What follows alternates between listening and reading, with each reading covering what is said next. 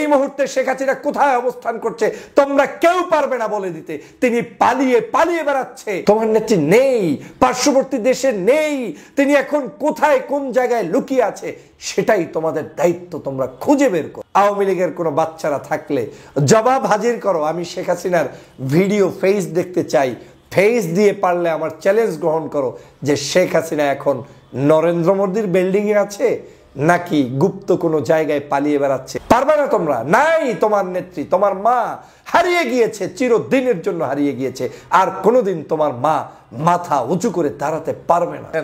সেই অবস্থান নিশ্চিত করা যাচ্ছে না। বাংলাদেশ সহ দেশ বিদেশে এখন এই গুঞ্জন চলছে শেখ হাসিনা তাহলে কোথায় গিয়েছে। যেই শেখ হাসিনা বাংলাদেশে চট করে চলে আসবে, যেই শেখ হাসিনা বাংলাদেশে সারাদিন নৈরাজ্য সৃষ্টির জন্য অবদান রেখে চলেছেন, সকাল সন্ধ্যা এদেশের মানুষের মধ্যে অনৈক্য তৈরি করে চলেছেন, ছাত্রলীগ, যুবলীগ, আওয়ামী লীগের নেতাকর্মীদেরকে মাহে রমজানের মধ্যেও গভীর রাতে তাহাজ্জুদে রক্তে কিংবা ইফতারের পরপর দু চারজনকে মাস্ক পরে মিছিল করাচ্ছেন, তিনি আবার কিসের ভয়ে, কোন ভয়ে ভারতে লুকিয়ে থেকে অবস্থান অনিশ্চিত করছেন এবং তিনি এখন পালিয়ে বেড়াচ্ছেন। তিনি কি আদতে ভারতে আছেন নাকি ভারত থেকে পালিয়ে ভিন্ন কোনো দেশে গিয়েছেন, না ভারতের মধ্যেই দিল্লিতে ছিলেন, সেই দিল্লি থেকে এখন ভিন্ন কোনো জায়গায় অবস্থান করছেন। এ এখন বাংলাদেশের মানুষের দৈনিক আলোচনার একটি বস্তুতে পরিণত হয়েছে। বিশেষ করে গতকালকের এই আলোচনাটি নতুন করে সামনে এসেছে, শেখ হাসিনা এখন আর ভারতে নেই, সে পালিয়েছে। কেউ কেউ বলছেন শেখ হাসিনা এখন আর দিল্লিতে নেই, দিল্লি থেকে পালিয়েছে।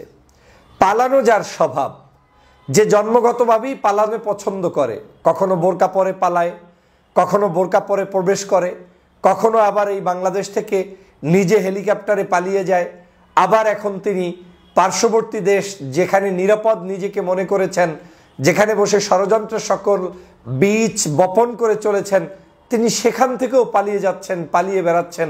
তার মৃত্যুর আগ পর্যন্ত কি পালানোটাই তার জীবনের একটি সর্বশেষ ইচ্ছা হিসাবে পূরণ করবেন মহান রব? আমার কাছে সেটাই এখন প্রশ্নবিদ্ধ হচ্ছে। আমরা এও শুনেছি দিল্লি থেকে পালিয়ে কলকাতায় এসেছেন এবং কলকাতার দুটি জায়গায় নাকি তাকে এখন পর্যন্ত শনাক্ত করা গিয়েছে, সেটা হচ্ছে সল্ট লেক আর নিউ টাউন এলাকা।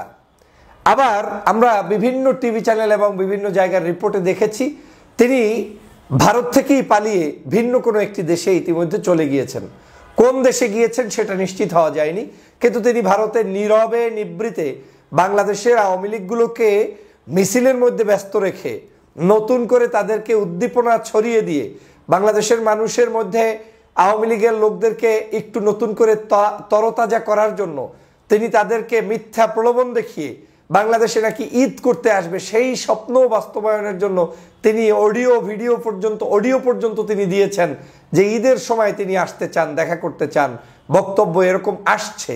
তো সেই অবস্থায় তিনি নেতাকর্মীদেরকে রেখে তিনি কেন তাহলে পালাচ্ছেন?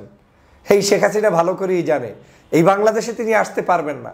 এই শেখ হাসিনা ভালো করেই জানে পার্শ্ববর্তী দেশেও তিনি নিরাপদ নয়, কারণ এমন পরিমাণ অপকর্ম করেছে যেই নেতৃত্বে এই অঞ্চলের কোনো জায়গায় কেউ নিরাপদে থাকতে দিবে না। সে কারণেই তিনি এখন নিজের লাগেজ ব্যাগেজ গুছাচ্ছে, একটি ধোঁয়াশার মধ্যে রেখেছে পার্শ্ববর্তী দেশ।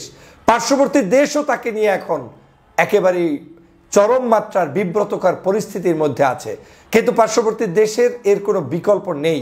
শেখ হাসিনার পাশে থাকা ছাড়া বিকল্প কোনো পথ নেই, কারণ 16টি বছর যাকে ব্যবহার করেছে টিস্যু পেপারের মতো, যার কাছ থেকে বাংলাদেশের সকল স্বাধীনতা সার্বভৌমত্বকে কেড়ে নিয়েছিল ওরা, তারা কিভাবে শেখ হাসিনাকে একদিনই হাতের তালু থেকে ছেড়ে দিবে? তারা সে কারণেই তাকে যে কোনো মূল্যে চেষ্টা করছে সর্বোচ্চ নিরাপত্তা দিয়ে, গোপনীয়তা বজায় রেখে তারপরে তাকে রাখতে। তিনি কেমন নেত্রী? আওয়ামী লীগের তো অনেকেই এখনো আশা করেন, বক্তব্য দেন তিনিই তাদের প্রধানমন্ত্রী, তিনিই বাংলাদেশের প্রধানমন্ত্রী। তো যে লোকে এখন বাংলাদেশের প্রধানমন্ত্রী, সেই লোক কেন পালিয়ে বেড়াচ্ছে বিভিন্ন জায়গায়? ধরলাম বাংলাদেশে আপনার প্রবলেম হয়েছে 5 তারিখে, 5 তারিখের পরে আপনি জাতির সামনে মুখ কেন দেখাচ্ছেন না? এ কারণেই আমি বলছি জেনেটিক্যালি আওয়ামী লীগ, ছাত্রলীগ, যুবলীগ সব এক।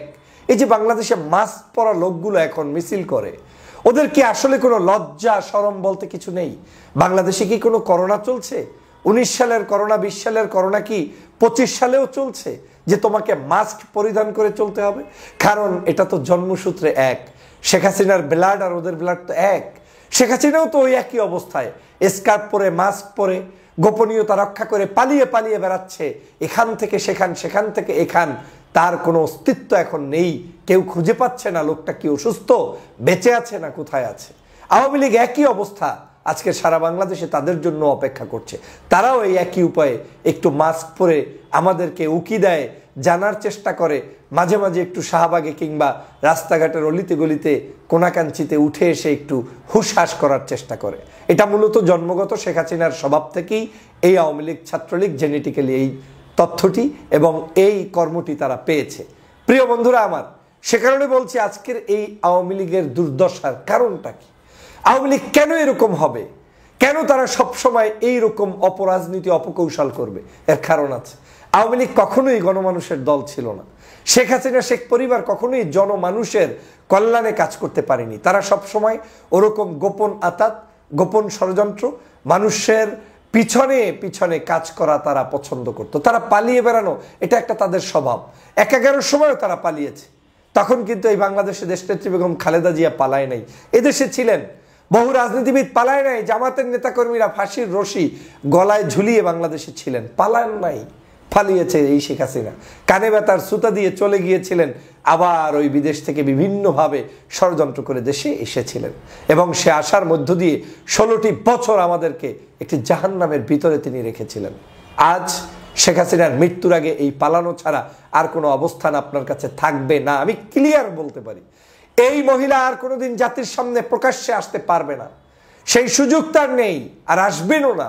আসার মতো তার স্কোপ নেই, আসার মতো তার ফেজ নেই। আদতে তার ফেজটা এখন কার মতো হয়ে গিয়েছে তাও আল্লাহ ছাড়া কেউ জানে না। তাহলে কি দাঁড়াচ্ছে এই রাজনীতি? এই অন্যায়, অত্যাচার, জুলুম করে মানুষদেরকে 2000 মানুষ হত্যা করে এখান থেকে বিদায় নিয়ে তার জীবনের প্রাপ্তিটা কি? তার জীবনের প্রাপ্তি একটাই, নরেন্দ্র মোদী। এই মোদীকে তিনি পেয়েছেন। তার জীবনের প্রাপ্তি একটাই, নিজ মাতৃভূমি ছেড়ে এখন পালিয়ে বেড়াচ্ছেন। তার জীবনের প্রাপ্তি এখন একটাই, মাতৃভূমির স্বাদ রক্ষা। আর তার দ্বারা হবে না, মাতৃভূমি থেকে বিতাড়িত হয়ে ভিন্ন দেশের স্বাদ সে গ্রহণ করছেন। হ্যাঁ, ভিন্ন দেশ না, যেখানে তার জন্ম, যেই জায়গা থেকে তাদের কার্যক্রম পরিচালিত হয়, সেই জায়গায় তিনি ফেরত গিয়েছেন। কিন্তু আজকে দুঃখ লাগছে, সেই জায়গাটাও তিনি শেষ পর্যন্ত থাকতে পারবেন না। আমি তো মনে মনে খুব চেয়েছিলাম যেই মানুষটি যাদের আদর্শে গড়ে উঠেছে, যেই মানুষটি যাদের চরিত্রে জীবনযাপন করছে, তার অন্তত শেষ নিঃশ্বাসটা সেই দেশেই হোক যে দেশে এতদিন পাশে বসেছিলেন ভারতে। তার তো ওখানেই অন্তত থাকা উচিত, শেষ নিঃশ্বাসটা ওখানেই হওয়া উচিত। ওখানের নিয়ম কানুনই তার মৃত্যুর পরে অন্তত পক্ষে জীবনটাকে সুন্দরভাবে শেষ করার যে একটি ধর্মীয় রীতিনীতি তাদের রয়েছে, সেটা হোক, সেটা তো চেয়েছিলাম। কিন্তু সেটাও কি তার ভাগ্যে এখন আর থাকবে না? তিনি সেখান থেকেও এখন পালিয়ে পালিয়ে বেড়াচ্ছেন। কোথায় যাচ্ছেন, কোথায় গিয়েছেন? জনমনে এখন এটাই প্রশ্ন। আমি যে প্রশ্ন ছুড়ে দিলাম, আওয়ামী লীগের কোনো বাচ্চারা থাকলে জবাব হাজির করো। আমি শেখ হাসিনার ভিডিও ফেস দেখতে চাই। ফেস দিয়ে পারলে আমার চ্যালেঞ্জ গ্রহণ করো যে শেখ হাসিনা এখন নরেন্দ্র মোদীর বিল্ডিংয়ে আছে নাকি গুপ্ত কোনো জায়গায় পালিয়ে বেড়াচ্ছে। পারলে চ্যালেঞ্জটা আমার গ্রহণ করো। পারবা না, পারবা না তোমরা। নাই, তোমার নেত্রী, তোমার মা হারিয়ে গিয়েছে, চিরদিনের জন্য হারিয়ে গিয়েছে। আর কোনোদিন তোমার মা মাথা উঁচু করে দাঁড়াতে পারবে না, পারবে না তোমরা এখন শনাক্ত করতে এই মুহূর্তে শেখ হাসিনা কোথায় অবস্থান করছে। তোমরা কেউ পারবে না বলে দিতে। তিনি পালিয়ে পালিয়ে বেড়াচ্ছে, গ্রাম থেকে গঞ্জ, শহর থেকে গ্রাম, এখান থেকে সেখান, সেখান থেকে এখান, ভারত থেকে পার্শ্ববর্তী অন্য দেশ, এভাবে করেই তার জীবনটা এখন যাচ্ছে। তিনি পালানোর মধ্যেই আছেন, আর তোমরা আসছো বাংলাদেশ দখল করতে। সম্ভব নয়। তোমার নেত্রীকে পারলে খুঁজে বের করে আমার সামনে নিয়ে আসো, জীবনে রাজনীতি করব না। তোমার নেত্রী আর কোনোদিন ফেস দেখাতে পারবে না। তোমার নেত্রী নেই, পার্শ্ববর্তী দেশে নেই। তিনি এখন কোথায়, কোন জায়গায় লুকিয়ে আছে, সেটাই তোমাদের দায়িত্ব। তোমরা খুঁজে বের করো। খুঁজে বের করতে পারবে? পারবে না। কারণ তোমাদেরকে ধোঁয়াশার মধ্যে রেখে তিনি কিন্তু চিরদিনের জন্য বিদায় নিয়ে চলে গিয়েছেন। এখন সেই পরপারটা কোথায় খুঁজে বের করতে হবে। কোথায় আছেন সেটাই এখন অনুসন্ধান করতে হবে। আশা করি বাংলাদেশের আওয়ামী লীগের উচ্ছিষ্টভোগী যারা রয়েছেন আপনারা সেই কাজটি সম্পন্ন করবেন। সবাইকে ধন্যবাদ।